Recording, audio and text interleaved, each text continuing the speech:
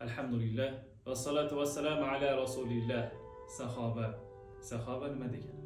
Kimlarni biz sahoba deb ataymiz? Sahoba arabcha sahabatun so'zidan olingan bo'lib, do'stlik qilish, hamrohlik qilish, yaqinlikda yurish ma'nolarini anglatadi.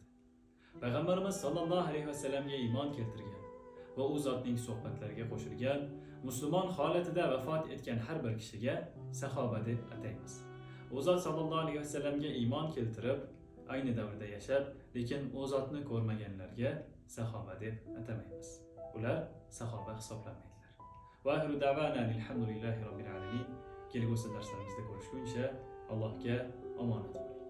Alloh taoloning salom va salotlari payg'ambarimiz sollallohu alayhi vasallamga, u zotning ahli oilalariga va ahli ashablariga bo'lsin. Ko'rishguncha. Assalomu alaykum va rahmatullohi va barakatuh.